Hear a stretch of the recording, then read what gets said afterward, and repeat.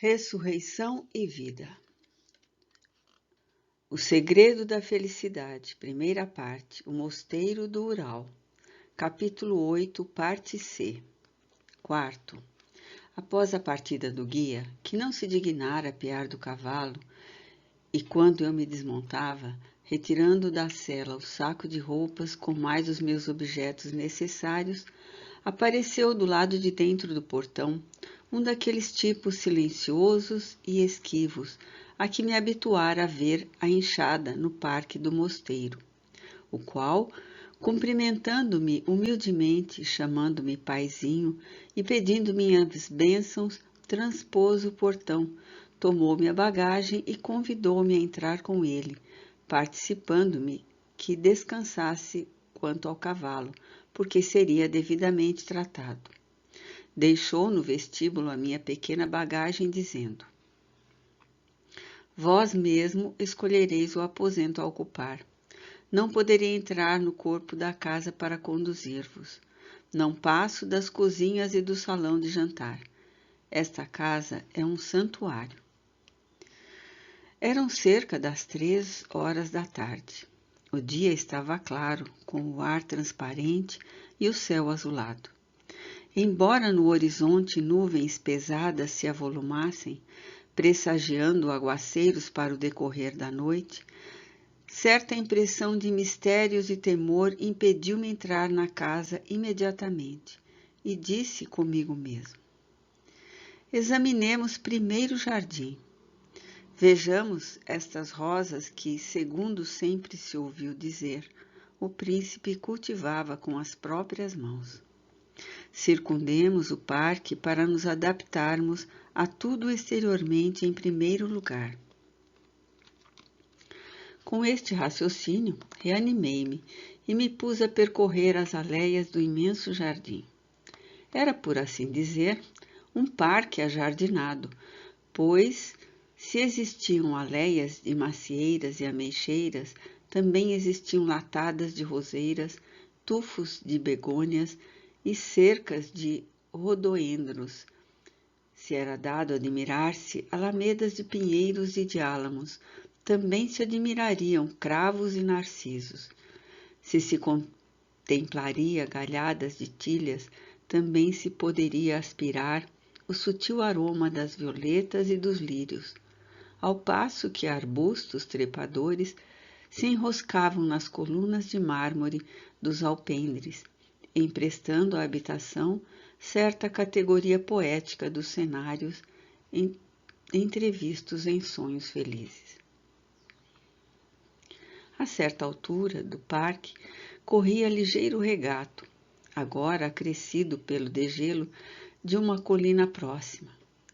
E aqui e ali, pelas ruas do jardim, rebrilhavam ao sol poças d'água cristalina e pequenas torrentes que desciam, em degelo, das árvores e das elevações do terreno, assim como do telhado da casa, muito acidentado, deixando à mostra cúpulas caprichosas com seus embórios rotundos e setas pontiagudas ao gosto asiático pronunciado. Silêncio inquietante, quase atemorizador, circundava a região deserta. A umas 2 verstas de distância, levantava-se pequena aldeia de mujiques, daquelas que eu contemplara do alto da torre do mosteiro, mas completamente invisível da mansão onde me encontrava. Eu sentia, pois, a sugestão de que penetrava um mundo diferente daquele em que vivera até então. Mundo que me transportava a outra qualquer parte do universo que não a Terra, e que era eu o único ser vivo a habitá-la.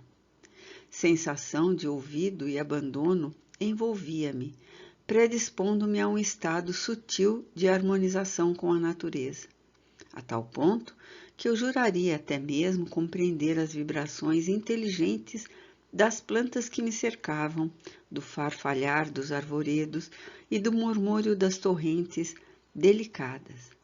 E dir-se-ia que as próprias comoções daquelas sementes germinando no seio da terra, o sussurrar das borboletas em alegres esvoaçamentos pelo ar e o rumor da seiva percorrendo a haste daquelas plantazinhas tenras, e os troncos dos pinheiros eram familiares ao meu entendimento, identificando-se tudo com a minha alma, como se eu e eles vibrássemos por um mesmo diapasão psíquico de atração e transmissão.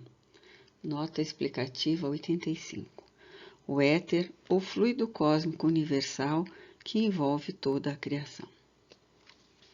E foi assim que, ao entardecer, já quando as sombras da colina tingiam de doce melancolia a paz da região, eu me decidi a penetrar no interior da casa em imensa solidão.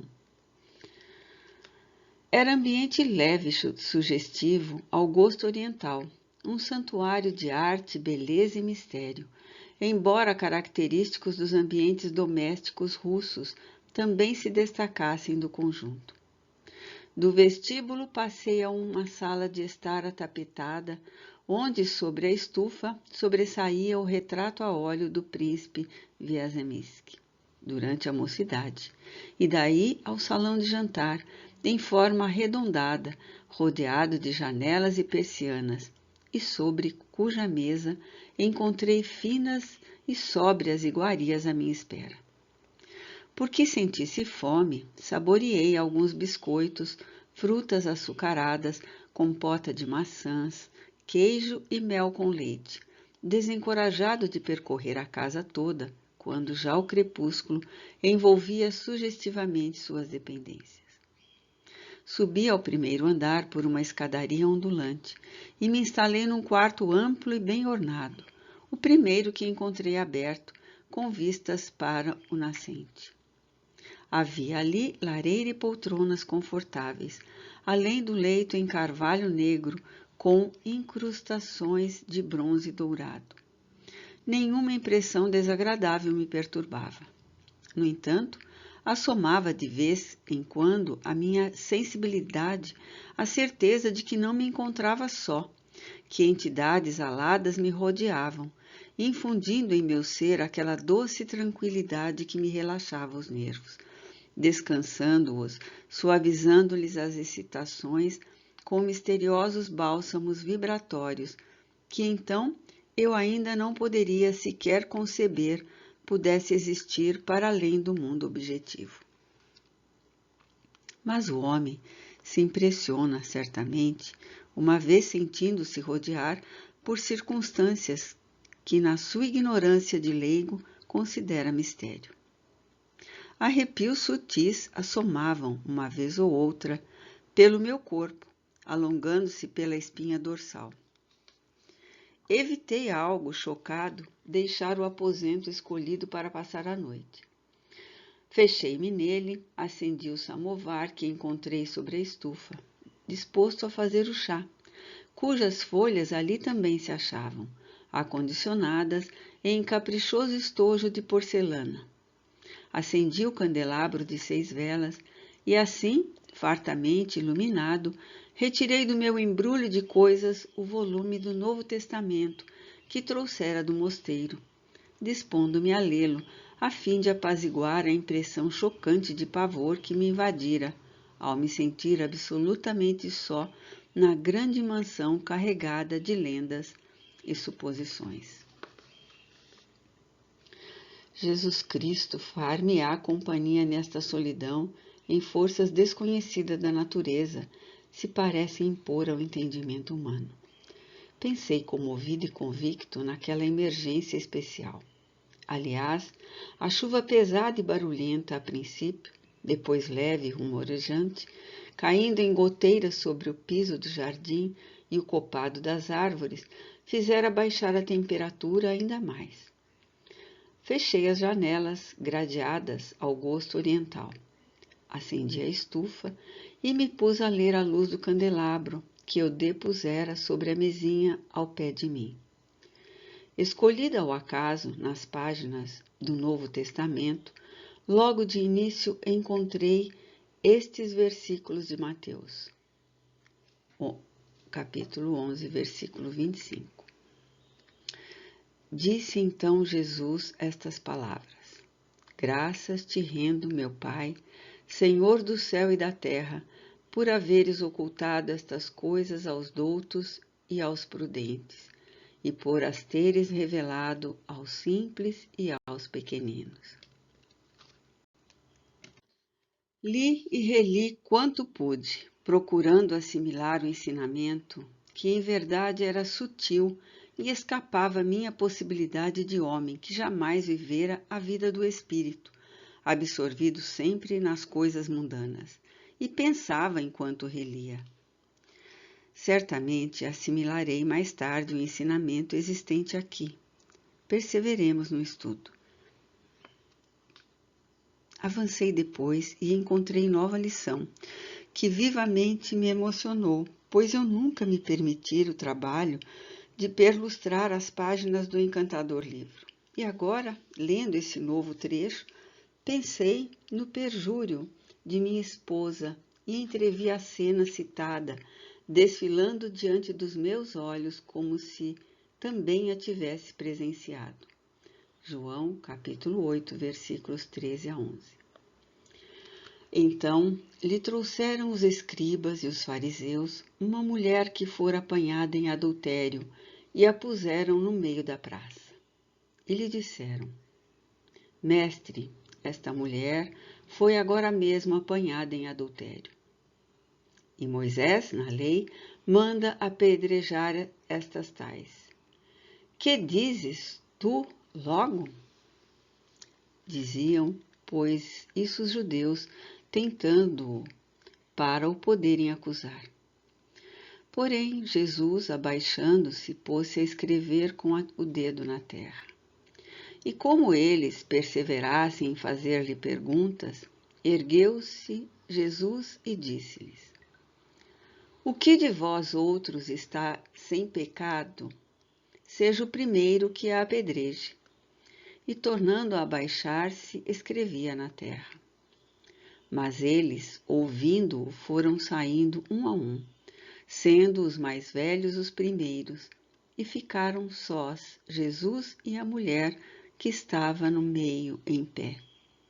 Então, erguendo-se, Jesus lhe disse: Mulher, onde estão os teus acusadores? Ninguém te condenou? Respondeu ela: Ninguém, Senhor. Então disse Jesus: Nem eu tampouco te condenarei. Vai e não peques mais. Dormi tranquilamente aquela noite e pela manhã seguinte despertei reconfortado e bem disposto, como desde muito não me sentia. Nesse segundo dia, percorri a casa toda, examinei suas dependências suntuosas, seus utensílios e riquezas, percorri livros da biblioteca, admirei quadros dispostos pelos salões e câmaras, sentei-me em todas as cadeiras e sofás, para experimentar-lhes o conforto como fazem as crianças ao visitarem domicílios estranhos. Visitei a cozinha e a despensa. Desci às adegas, escolhi conservas e vinhos reconfortantes. Almocei fartamente. Investiguei minuciosamente as redondezas.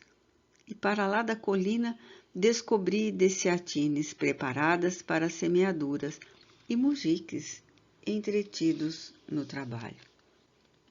Banhei-me no regato de águas frescas e até modulei em assovios alegres antigas canções regionais que me acudiram à lembrança. Enervava-me, porém, o não ter com quem falar, não ouvir o som da minha voz ou da voz de outrem. Pus-me então a cantar em voz alta, mas o eco se apresentava tão longo que me perturbei e preferi calar, compreendendo que aquela região parecia sagrada demais para ser profanada com vozerio banal.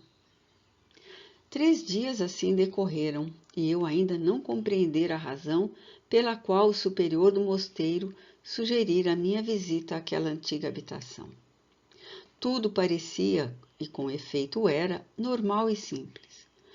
O único criado que eu vira a chegada desaparecera, embora já tivesse constatado que ele residia num esbar ao fundo do parque, pois entrevira-o conduzindo o cavalo para o banho e depois para o pasto.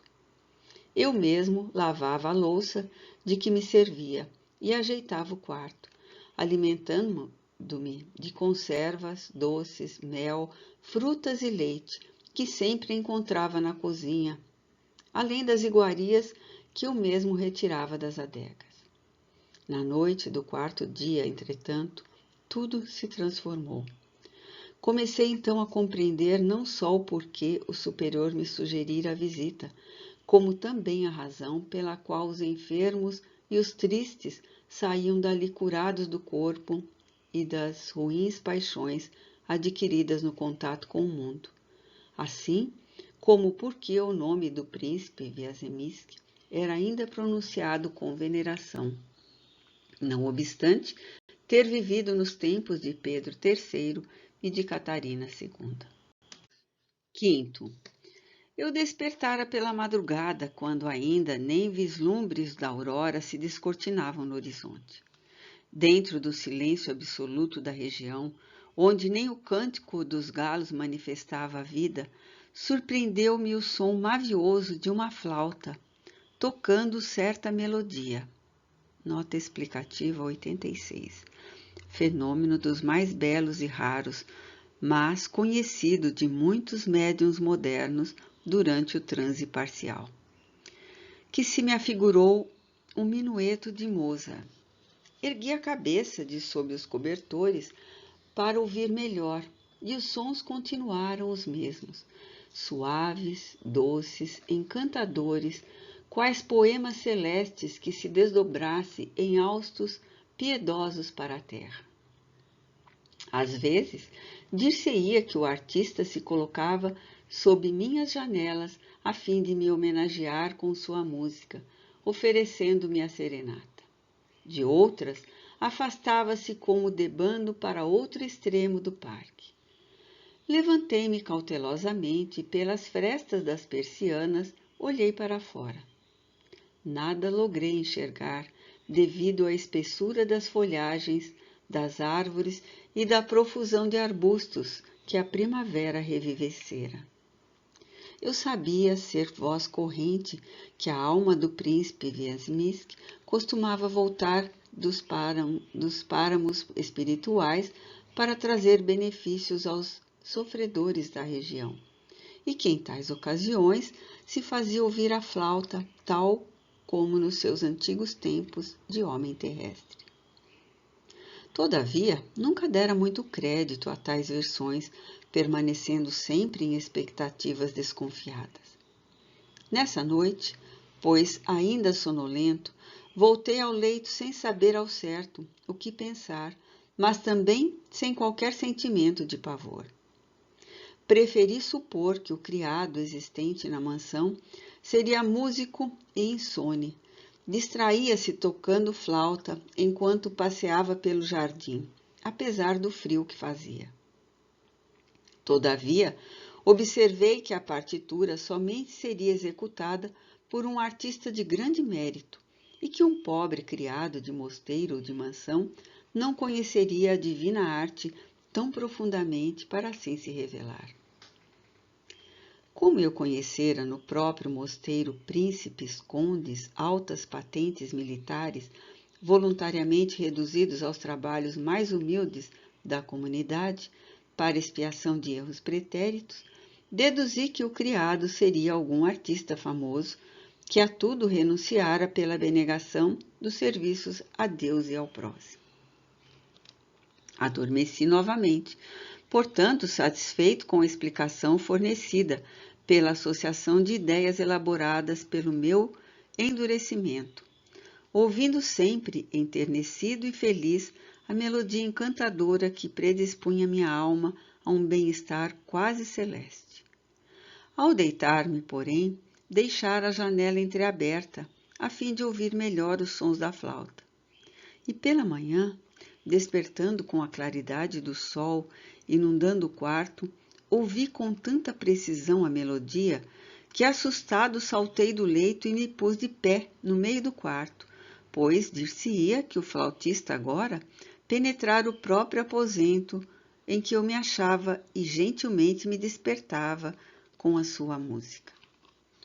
Olhei a pêndula sobre a estufa. Marcava 9h10, enquanto o músico parecia descer as escadarias para continuar o mimoso concerto no salão de espera, onde o belo retrato a óleo de Sergei Sokolov parecia sorrir aos hóspedes. Vesti-me às pressas, emocionado, e saí para banhar-me no regato, impressionado com o que se passava. Meu primeiro impulso foi procurar o criado, a fim de interrogá-lo sobre o ocorrido. Mas detive-me, temendo o ridículo de ser interpretado como supersticioso e poltrão que se deixava atemorizar pela solidão da casa, considerada mal assombrada. Entretanto, ao descer e ganhar a porta lateral, que conduziria ao caminho mais curto para o regato, nada mais ouvia. A música cessara, e 20 minutos depois eu me convencera de que não ouvira música nenhuma e que tudo não passara de um agradável sonho de primavera. Passou-se parte do dia sem qualquer outro incidente. Detive-me longo tempo na biblioteca e ali descobri importantes obras sobre ocultismo, faquirismo indiano, magia, magnetismo e instruções sobre a possibilidade de comunicar-se o homem com as almas dos mortos, vê-las, falar-lhes, entendê-las. Embora atraente, tal literatura chocou-me, porquanto eu jamais consultara qualquer compêndio a respeito de tão melindrosas cogitações. Enervava-me, ademais, o fato de haver já 4 dias que ali me encontrava, sem ouvir o som da minha própria voz ou da voz de outrem, e tomando do volume do Novo Testamento, leitura que desde meu ingresso no mosteiro sobre todas me atraía, dadas as consolações e esperanças que difundia, dirigi-me ao vestíbulo, onde me sentei sobre um banco de mármore e me pus a ler em voz alta o Sermão da Montanha, deliciado com o perfume das rosas e dos lírios, dos pinheiros e dos lilazes que a chuva da véspera avivara. Passado alguns minutos, no entanto, assaltou-me a sensação de estar rodeado de ouvintes atentos, os quais se sentavam pelos degraus da escada ao pé de mim, sobre os canteiros de relva e os bancos mais próximos. Como a insólita sensação nada alterasse na excelente disposição que me animava, prossegui na leitura vagarosamente, avançando pela descrição das parábolas, das curas dos cegos, dos paralíticos, dos leprosos. Não obstante, estivessem meus olhos baixados sobre as páginas do livro, eu observava que o número de ouvintes aumentava, que olhares atentos se fixavam em mim, sequiosos das palavras que me caíam dos lábios, e que aqueles olhares resplandeciam esperanças, desejos de que a sedutora figura do Nazareno, com mais profundidade e clareza, lhes fosse apresentada por meio das próprias ações destes sobre os sofredores. Então eu folheava o livro, procurava trechos em que a palavra do Senhor fosse mais concludente e persuasiva, e recitava os versículos, entusiasmando-me também eu pelos ensinamentos grandiosos que colhia, sem, todavia, me dar verdadeira explicação do que acontecia, sem prestar a devida atenção ao transcendente e belo fenômeno que se verificava. Alheio ao fato, por assim dizer, embora, percebendo pelas funções da consciência, por me encontrar num estado intermediário, transe parcial, durante o qual o homem poderá viver apercebendo-se dos acontecimentos próprios dos 2 mundos, em que, na verdade, se agita o terreno e o espiritual.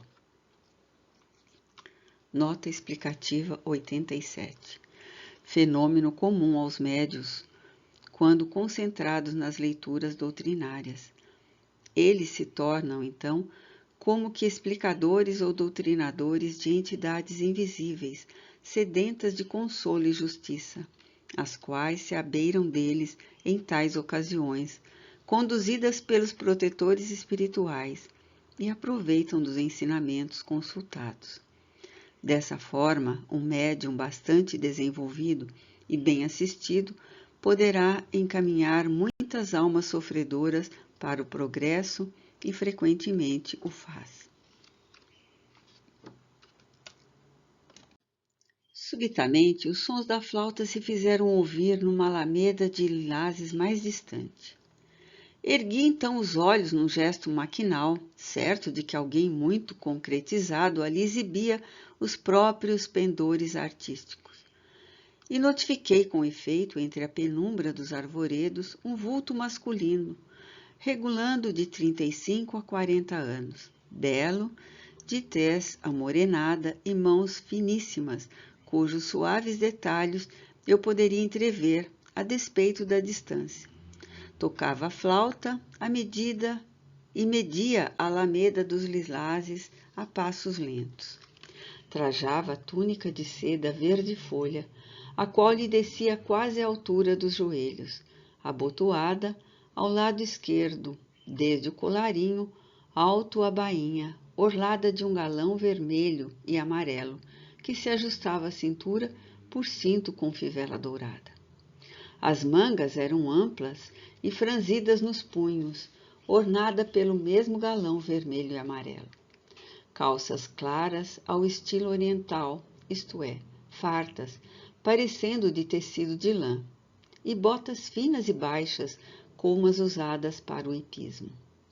A cabeça, um barrete branco, dando a impressão de turbante hindu, o que o vulto emprestava um acento positivo de oriental. Mas não trazia barba, conquanto deixasse ver um bigode fino e algo descaído para o canto da boca, tão do gosto dos russos asiáticos. Observando tais detalhes ao primeiro golpe de vista, julguei tratar-se de um homem que ali estivesse. Levantei-me procurando aproximar-me dele, mas, se me aproximava, tão logo ele se transportava para a alameda paralela. Se eu avançava novamente, voltava-se ele sobre os canteiros e atingia o vestíbulo, sempre tocando a sua flauta de olhos baixos. Compreendi então que algo anormal se passava. Excitado, decidi procurar o criado a fim de interrogá-lo a respeito. Depois de algum tempo à sua procura, encontrei-o profundamente adormecido a ressonar sobre um banco de mármore debaixo de uma latada de rosas. Nota explicativa 88. Para materializações assim visíveis, positivas, será necessário, com efeito, o concurso de um médium caído em transe profundo. Muitas de tais materializações têm sido realizadas à luz do dia. Como eu já não via o moço flautista nem ouvia sua melodia, preferi não despertá-lo, para não me expor ao ridículo de fazê-lo julgar que me sentia assombrado pelo temor de me ver só numa casa rodeada de lendas e tradições. Entre mentes caía a tarde, e eu, após um repasto frugal, feito à meia obscuridade do salão de jantar, sozinho com as minhas elucubrações, dirigi-me à biblioteca, disposto a ler os tratados de ocultismo e aparições de almas do outro mundo, e a ver se encontraria explicações satisfatórias para o que se passava em torno de mim. Sentei-me em cômoda poltrona, à beira da lareira, que eu acendera. Saboreei a minha chávena de chá, que eu mesmo preparara antes, e me entreguei à leitura de antigo livro sobre doutrinas egípcias, sobre aparições das almas dos mortos e seus entendimentos supranormais com os homens. Não consegui terminar sequer o exame da primeira página. Sono poderoso e invencível pousou-me sobre as pálpebras e entrei a cabecear, prestes a dormir, ao passo que o livro se me escapava das mãos e a encantadora melodia da flauta ressoava, agora atrás de mim, como se o flautista estivesse comigo na biblioteca, indo e vindo silenciosamente sobre os tapetes, dispostos a homenagear-me ainda uma vez. Não me sendo possível resistir ao sono, deixei a cabeça apoiar-se naturalmente no espaldar da poltrona e adormeci pesadamente de um sono singular que antes se diria o simulacro da morte.